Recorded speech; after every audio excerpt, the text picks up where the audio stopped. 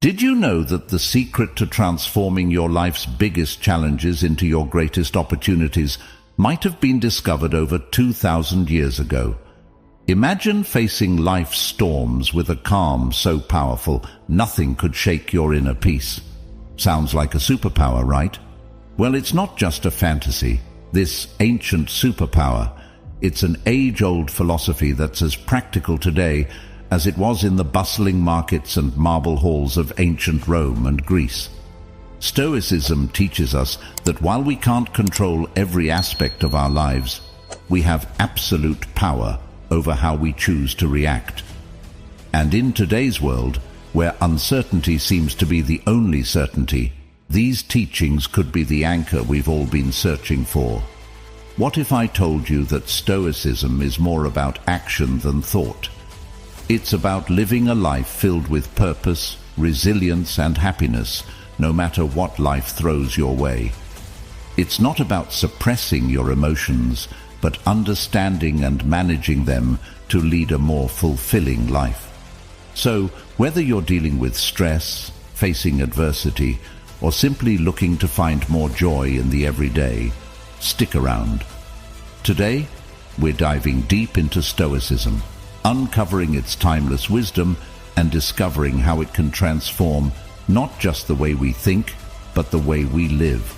If you're eager to embark on this journey of transformation, don't forget to subscribe, share, and hit that like button. Stick with me till the end without skipping, because every moment of this video is a step towards uncovering the Stoic wisdom that can change your life.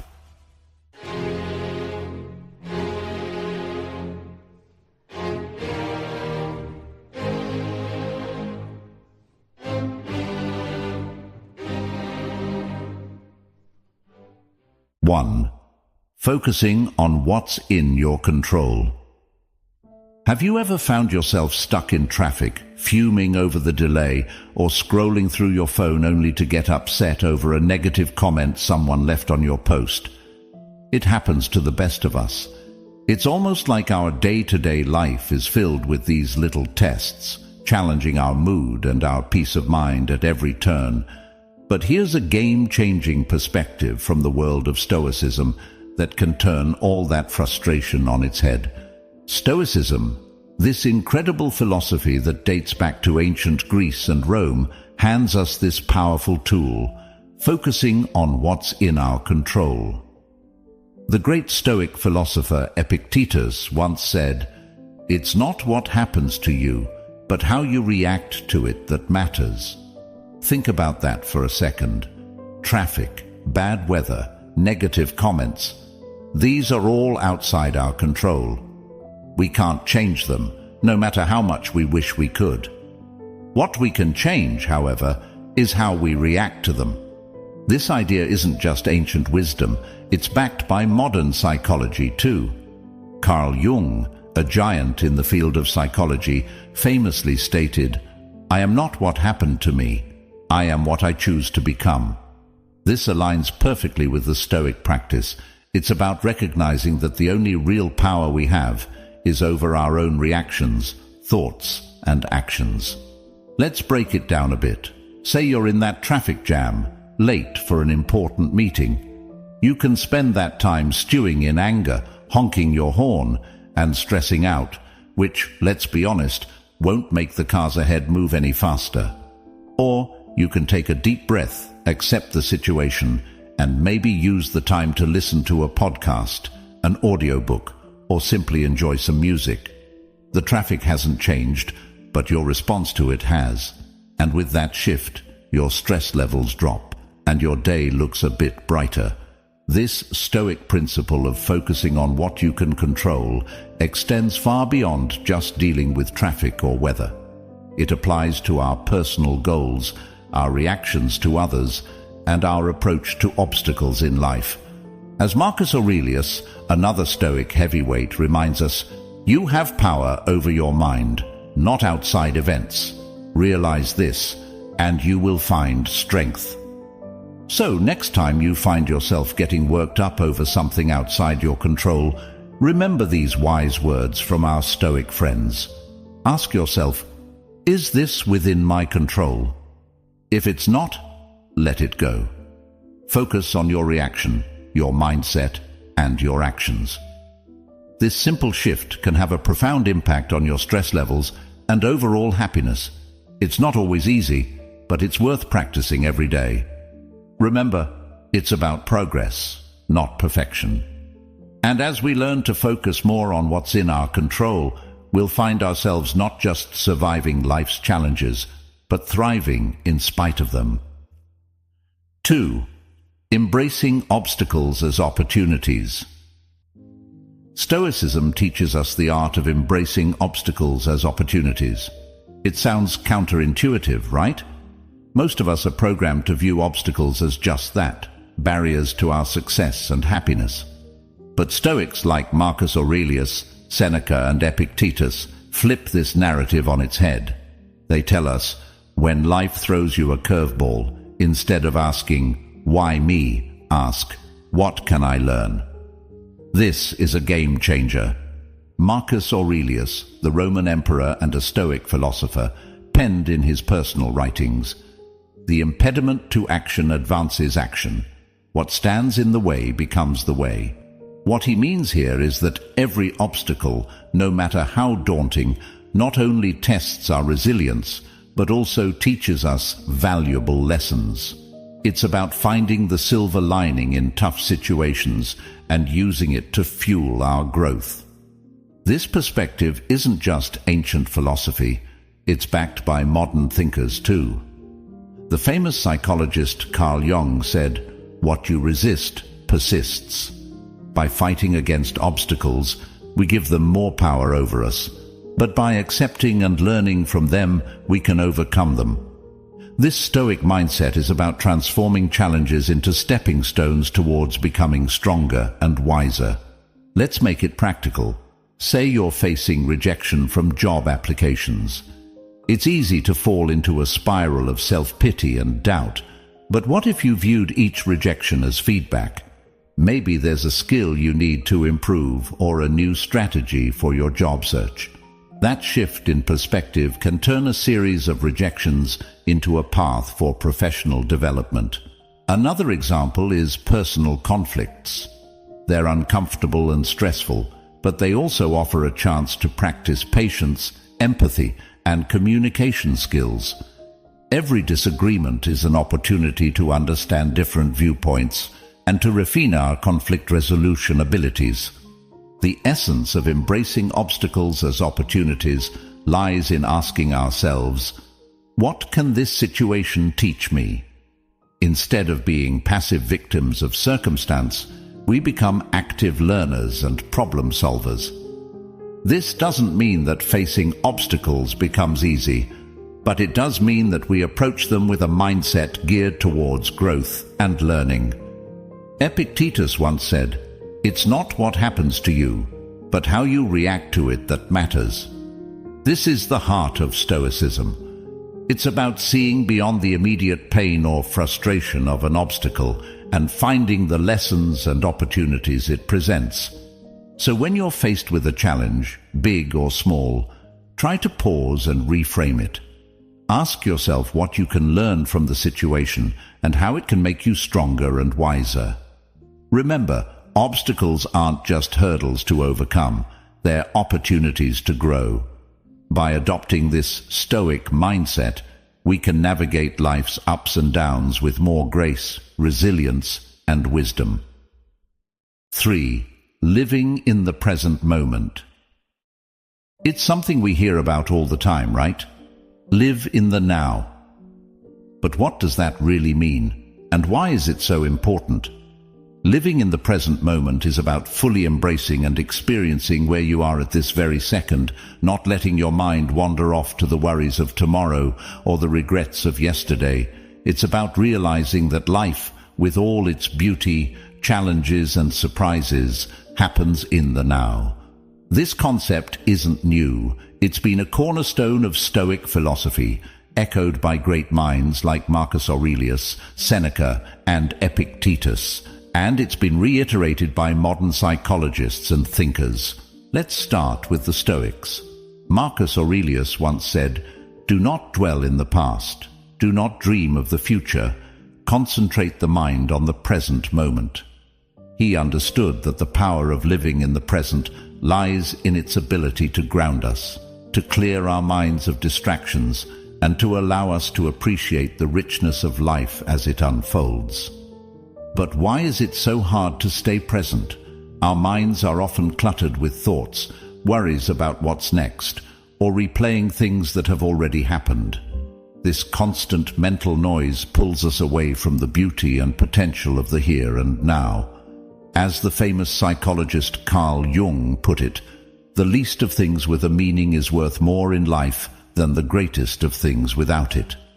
Living in the present moment gives meaning to the small, everyday experiences, enriching our lives beyond measure. Aristotle talked about the importance of being mindful of the present to achieve eudaimonia, or a state of being happy, healthy, and prosperous. He believed that by focusing on the here and now, we could live a virtuous life, making the most of our human experience. So, how can we practice living in the present? It starts with mindfulness, the art of paying attention to the present moment without judgment. When you eat, savor each bite. When you walk, notice the feeling of the ground under your feet. Listen actively when someone is speaking to you, instead of planning what you're going to say next. These simple acts of mindfulness bring us back to the present, making our lives richer and more meaningful. Seneca offered this wisdom: true happiness is to enjoy the present without anxious dependence upon the future. He understood that anxiety about what's to come or what has been only serves to diminish our happiness in the now. Living in the present isn't about ignoring the future or forgetting the past. It's about finding a balance where we learn from our past and plan for our future without letting those activities consume our present. It's in this balance that we find peace and contentment. Remember, every moment is an opportunity to reset and refocus on the now. It's in the present that we live, love, and make memories. So let's make a conscious effort to be more present in our lives. Let's cherish the now, for this moment right here is where life truly happens. 4. Building self-discipline. I know the word self-discipline might bring to mind images of rigid schedules and a life devoid of fun, but let's reshape that picture together. Self-discipline is not about restricting your life. It's about empowering yourself to make choices that align with your deepest values and long-term aspirations. It's choosing what's right for you, not what's easy in the moment. At its core, building self-discipline is about mastery over ourselves. It's about saying yes to things that serve us and no to things that don't, even when it's tough. Think about it. Whether it's sticking to a workout routine, saving money instead of impulse buying, or turning off Netflix to focus on a project. These choices might not deliver instant gratification, but they pave the way for long-term satisfaction and success. Stoic philosophy has a lot to say about self-discipline. Marcus Aurelius, the Roman emperor and Stoic philosopher, once wrote, "You have power over your mind, not outside events. Realize this, and you will find strength." This powerful statement highlights the essence of self-discipline. It's about controlling our impulses, emotions, and actions, despite the external temptations and distractions that life throws our way. Seneca offers wisdom on the subject too. He advises us to be steadfast and control our desires rather than being controlled by them. He understood that true freedom comes from within, from our ability to govern ourselves and our appetites. But why is self-discipline so critical? Aristotle, the ancient Greek philosopher, sheds light on this. He believed that we achieve excellence and virtue through habit. By practicing self-discipline, we cultivate habits that lead us toward our best selves. It's not about occasional acts of willpower, but about consistently making choices that reflect our values and goals. Building self-discipline also ties into modern psychological understanding. Carl Jung, a pioneer in psychology, emphasized the importance of integrating all aspects of our personality to live fully. This integration requires self-discipline, as we must navigate the desires of different parts of our psyche, choosing paths that contribute to our overall well-being and growth. So how can we build self-discipline in our daily lives? Start small. Pick one area you want to improve, whether it's your diet, exercise routine, or spending habits. Set clear, achievable goals and take it one day at a time. Remember, every time you make a choice that aligns with your goals, you're building the muscle of self-discipline. Epictetus reminds us, no great thing is created suddenly.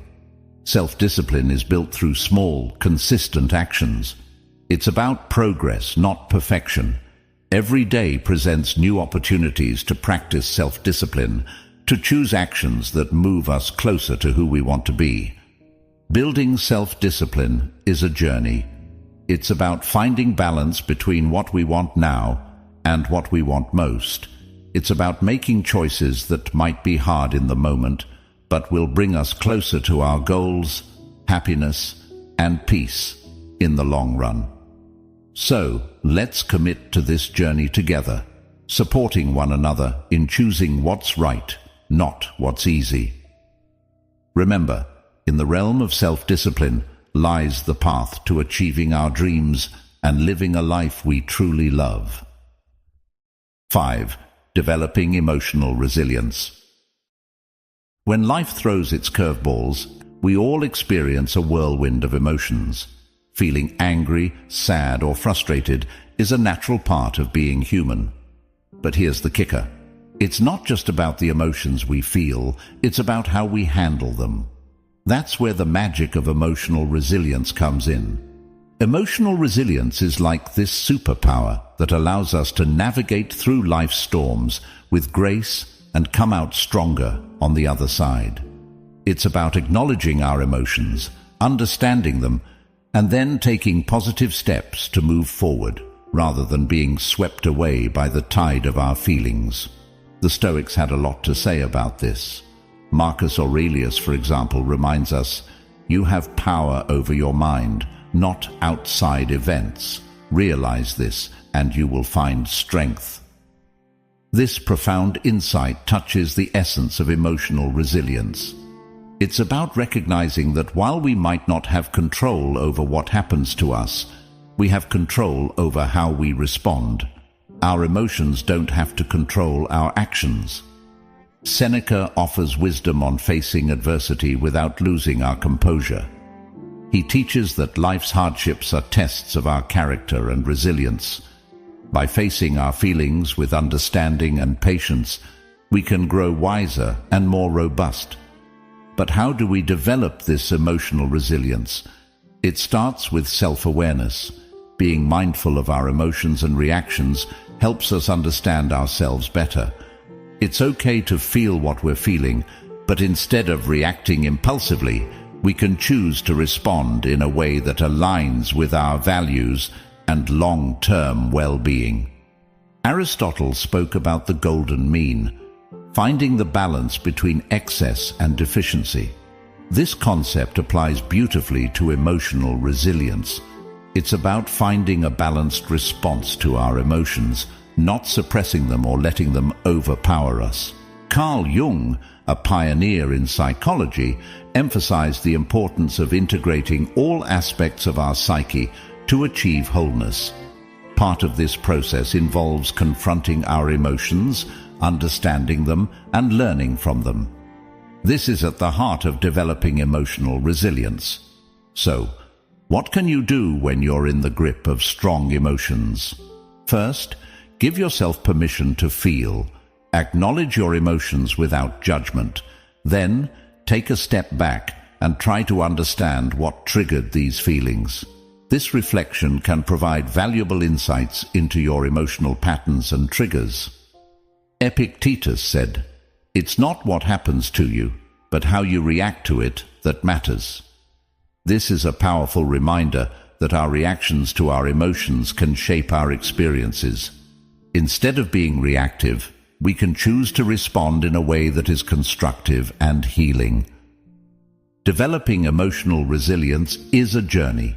It involves practicing mindfulness, self-reflection, and patience. It's about building a toolkit of coping strategies like journaling, talking to a trusted friend, or practicing relaxation techniques. Most importantly, it's about treating yourself with kindness and compassion as you navigate through your emotions. Emotional resilience is not about never feeling negative emotions. It's about learning to ride the waves of those emotions with grace and coming out on the other side stronger and more self-aware. By developing emotional resilience, we empower ourselves to face life's challenges with courage and poise. Let's embrace this journey together, supporting each other in becoming more emotionally resilient and, ultimately, living a more fulfilling life. 6. Memento mori. Remember, you will die. The Stoics, including great minds like Marcus Aurelius, Seneca, and Epictetus, used this concept not to create fear, but to inspire a deeper appreciation for every moment. They believed that by keeping the inevitability of death in mind, we would live more fully, consciously, and with gratitude for the present. Marcus Aurelius, in his Meditations, often reflected on the transience of life, encouraging us to live in a way that's true to our values and to make the most of the time we're given. You could leave life right now. Let that determine what you do and say and think, he wrote. This isn't about being morose. It's a call to action, a reminder to focus on what truly matters, to let go of petty concerns, and to live with purpose and integrity. Seneca, too, spoke about the shortness of life, urging us not to waste time on trivialities, but to focus on creating a meaningful existence. He believed that being mindful of death encourages us to live more wisely and to cherish our relationships and experiences. Epictetus emphasized the importance of focusing on the present and making the best use of our time. By remembering that we won't live forever, we're more likely to live ethically and to appreciate the beauty and richness of life. But how can we incorporate memento mori into our own lives without it feeling like a dark cloud over our heads? It starts with shifting our perspective. Instead of seeing the awareness of death as something fearful, we can view it as a powerful motivator to live our lives to the fullest. It's about embracing the present, not postponing our dreams or happiness for some undefined future that's not guaranteed. Think about the things you've been putting off. Maybe it's pursuing a passion, reconnecting with loved ones, or simply taking time to appreciate the small joys of everyday life. Memento mori reminds us not to take our time for granted. It encourages us to live more authentically, to say what we mean, to love openly, and to be present in our lives. This concept also teaches us to appreciate the impermanence of life, which in turn deepens our gratitude for the moments we have. When we remember that our time is limited, we're more likely to cherish our experiences, to live more mindfully, and to express our gratitude for the people and moments that enrich our lives. So let's use memento mori not as a source of fear, but as a catalyst for growth, gratitude, and a deeper appreciation of life.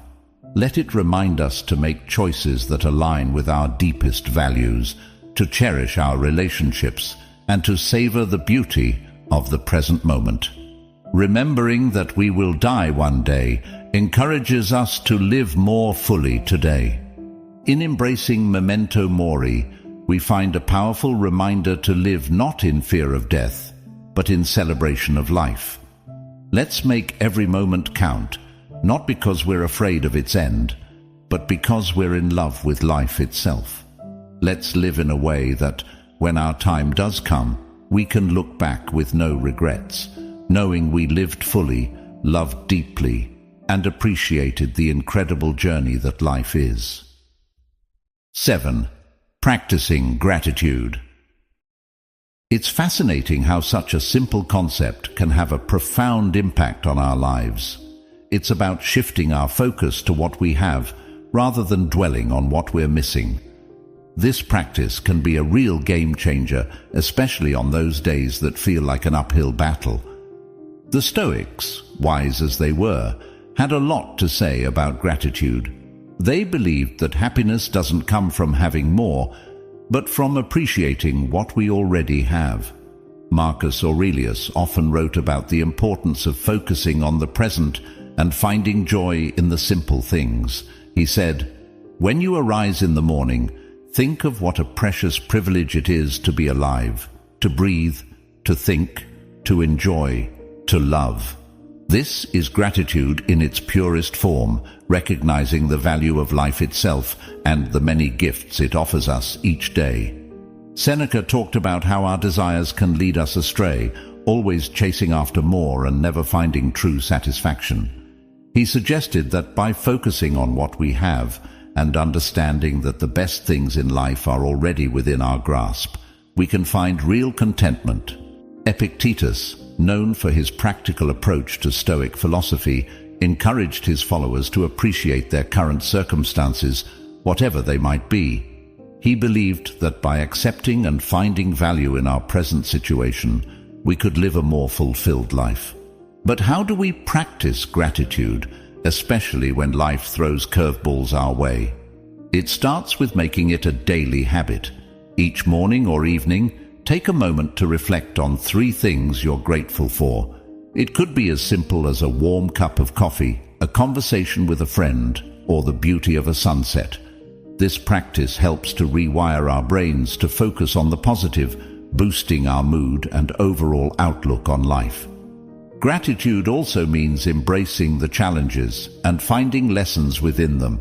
Instead of asking, "Why is this happening to me?" we can ask, "What can I learn from this?" This shift in perspective can help us appreciate our experiences, both good and bad, as valuable steps on our journey. Moreover, practicing gratitude helps us build stronger connections with others. By expressing appreciation for the people in our lives, we not only brighten their day, but also strengthen our relationships. A simple thank you can go a long way in showing someone that they're valued and loved. Aristotle spoke about the importance of recognizing the good in our lives and striving for a virtuous life. He believed that gratitude was a key part of achieving eudaimonia, or true happiness, as it allows us to appreciate the goodness around us and within ourselves. Even modern psychology supports the benefits of gratitude. Studies have shown that people who practice gratitude regularly experience less anxiety, sleep better, and have a more positive outlook on life. It's like Carl Jung said, the word happiness would lose its meaning if it were not balanced by sadness. By acknowledging and being grateful for the full spectrum of our experiences, we find a deeper, more authentic form of happiness. So let's make gratitude a cornerstone of our daily lives. Let's celebrate the small victories, cherish the moments of connection, and find joy in the simple pleasures. By focusing on what we have, not what we're missing, we can cultivate a sense of abundance and happiness that shines from within. Remember, it's not happiness that brings us gratitude, it's gratitude that brings us happiness. Let's fill our glasses half full, raise them high, and toast to the beauty of gratitude in our lives. Cheers to finding the silver lining even on the cloudiest of days. 8. Focusing on personal excellence. The Stoics had a profound understanding of personal excellence. They believed that excellence, or virtue, is the sole good, and that everything we do should aim towards living a virtuous life. Marcus Aurelius, for instance, is a prime example of someone who strived for personal excellence. He once said, "Waste no more time arguing about what a good man should be. Be one." This simple yet powerful statement encapsulates the essence of personal excellence. It's about embodying the values we admire and striving to live by them every day. Seneca emphasized the importance of self-improvement and learning. He advocated for a life lived in accordance with nature and reason, suggesting that true excellence comes from within and is reflected in our actions and choices. Epictetus highlighted the role of personal responsibility in achieving excellence. He taught that our reactions, our emotions, and our will are within our control, and mastering them is key to living a life of virtue. But what does focusing on personal excellence look like in our day-to-day lives? It starts with setting personal standards based on our values and aspirations, not societal expectations or the achievements of others. It's about knowing who we are, understanding our strengths and weaknesses, and taking consistent steps towards improvement. Personal excellence is also about resilience. It's about how we respond to setbacks and failures, not just our successes. Like Aristotle said, excellence is never an accident. It is always the result of high intention, sincere effort, and intelligent execution. It represents the wise choice of many alternatives. Choice, not chance, determines your destiny. This means embracing challenges as opportunities to learn and grow, rather than seeing them as obstacles. Moreover, focusing on personal excellence involves cultivating a growth mindset, a concept championed by modern psychology. It's the belief that our abilities and intelligence can be developed through dedication and hard work. This mindset encourages us to embrace challenges, persist in the face of setbacks, and see effort as a path to mastery. Personal excellence also means living authentically. It's about being true to ourselves and our values, even when it's not easy. It's about making choices that reflect who we are and who we want to be, and taking pride in our journey, including the struggles and the triumphs. Practicing gratitude, as we discussed earlier, ties into personal excellence too. By appreciating what we have and where we are on our journey, we foster a positive outlook that supports our growth and well-being. So, let's commit to focusing on personal excellence. Let's set our own standards, embrace our unique paths, and take pride in our progress. Remember, it's not about being perfect. It's about being proud of who we are and how we live. It's about celebrating our efforts, learning from our experiences, and always striving to be the best versions of ourselves. Together, let's make personal excellence not just a goal, but a way of life. 9. Not caring what others think. In a world saturated with social media, where likes, follows, and comments often dictate our self-worth, it's easy to fall into the trap of valuing ourselves through the lens of others' opinions. But here's a liberating truth. Your worth isn't based on external validation. It's about being true to yourself, embracing your authenticity, and living in alignment with your values. The Stoics, those ancient philosophers we keep turning to for timeless wisdom, had a lot to say about this. They taught that our inner peace and freedom come from focusing on what's within our control, our actions, our thoughts, our integrity, not the fluctuating opinions of others. Marcus Aurelius wisely stated, "I have often wondered how it is that every man loves himself more than all the rest of men, but yet sets less value on his own opinion of himself than on the opinions of others." This striking observation highlights the paradox many of us live with, valuing others' judgments over our own self-assessment. Seneca echoed this sentiment by emphasizing the importance of living a life true to oneself, not one shaped by the expectations or approval of others. He believed that true contentment comes from within, from living a life that's congruent with our principles and values. Epictetus taught that worrying about others' opinions is outside our control and therefore not worth our energy. He encouraged focusing instead on our own actions and on living virtuously, as that's where our true power lies. So, how can we start caring less about what others think and more about being true to ourselves? First, it's about understanding that you are the author of your life story. You have the power to define your worth, not society, not your social media followers, nor the people around you.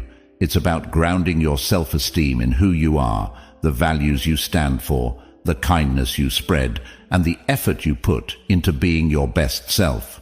Second, practice self-reflection. Ask yourself, whose life am I living? Am I making choices based on my desires, or am I trying to fit into someone else's mold? Reflecting on these questions can help realign your actions with your true self. Third, embrace vulnerability.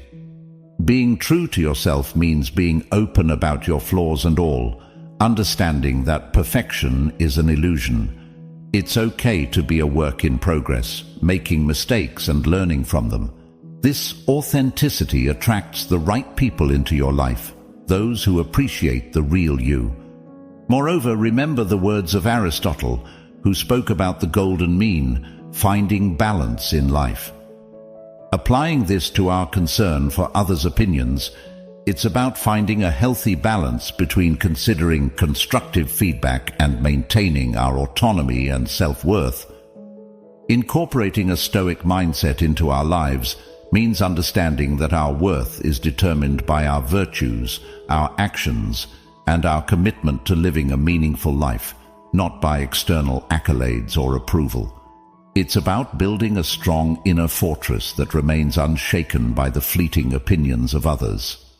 Let's commit to valuing ourselves for who we truly are, not for the likes, follows, or approval we receive. Let's be courageous in our authenticity, living lives that resonate with our deepest truths. Remember, your worth is inherent and unique, and by being true to yourself, you shine your light in the most genuine way possible. Let's not just navigate life, but thrive in it, with the confidence that comes from knowing we are living authentically, aligned with our values, and true to ourselves. 10. Accepting change. Here's the thing. Accepting change is not just necessary, it's vital for our growth and happiness. The reality is, the only constant in life is change. Learning to go with the flow and embrace life's inevitable shifts makes navigating through them less scary and more of an adventure. The Stoics had an incredibly healthy perspective on change. They saw it as a natural part of the universe's rhythm. Marcus Aurelius said, "Accept whatever comes to you woven in the pattern of your destiny, for what could more aptly fit your needs?" This profound acceptance of change as part of the fabric of life helps us understand that each change, whether we perceive it as good or bad, has its place in our story. Seneca taught that becoming too attached to our current circumstances can lead to disappointment, because inevitably those circumstances will change. He advised us to be flexible and to understand that change is not just a part of life, but a necessary component of our personal development and happiness. Epictetus encouraged us to distinguish between what we can control and what we can't. He pointed out that while we can't control external events, we can control our attitudes towards them. This mindset is incredibly empowering when it comes to dealing with change. It's about focusing on our responses, finding the opportunities for growth within the change, and moving forward with resilience. But how can we become more accepting of change? First, by acknowledging that change is inevitable. It's the natural order of things. Everything around us is in a constant state of flux. Seasons change, people come and go, and our very selves are renewing themselves as we speak. Embracing change means embracing life itself. Second, by practicing mindfulness. Being present in the moment allows us to appreciate our current experiences without clinging to them. This awareness creates a space for acceptance when those experiences inevitably evolve or come to an end. Third, by seeking the lessons in change. Every shift in our lives, no matter how challenging, comes with opportunities to learn and grow. Instead of asking, "Why is this happening to me?" we can ask, "What can I learn from this?" This shift in perspective can turn the challenges of change into stepping stones for personal development. Aristotle spoke about the importance of pursuing a virtuous life as the key to happiness. Part of virtue is adaptability, the ability to navigate life's changes with grace and wisdom. It's about finding balance and harmony within the flux of life. Modern psychology supports this Stoic approach to change. Viewing change as an opportunity rather than a threat can significantly reduce our stress and anxiety levels. It can enhance our resilience, making us better equipped to handle whatever life throws our way. Let's remind ourselves that change is not just something to endure, but to welcome as a natural, enriching part of our journey.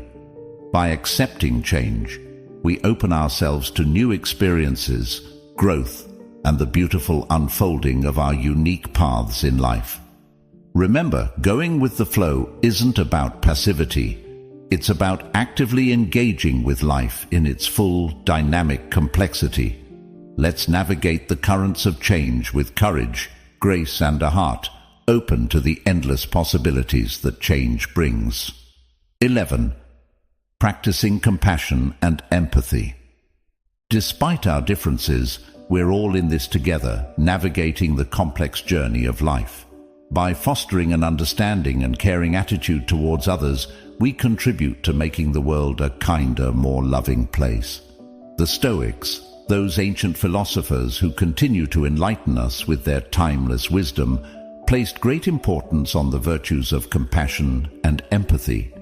They believed in the interconnectedness of all humans and taught that kindness and understanding towards others are essential aspects of living a virtuous life. Marcus Aurelius, for instance, reminded us that human beings are social creatures by nature, meant to live in harmony and cooperation with one another.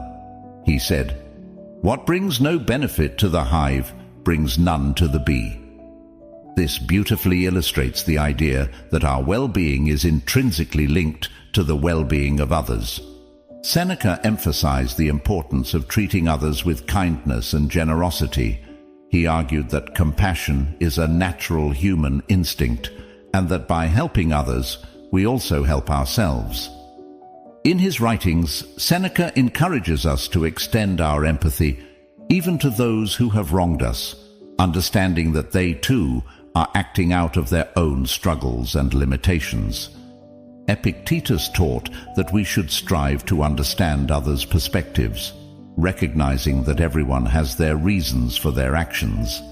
This doesn't mean condoning harmful behavior, but rather approaching others with a mindset of empathy, seeking to understand their experiences and viewpoints. But how can we practice compassion and empathy in our daily lives? It starts with listening, truly listening to the stories, experiences, and feelings of those around us. It's about putting ourselves in their shoes, imagining their struggles, their joys, their fears, and their hopes. This act of understanding can bridge the gap between us, fostering a sense of connection and shared humanity.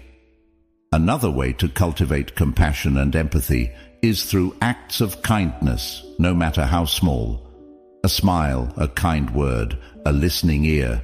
These can all make a significant difference in someone's day.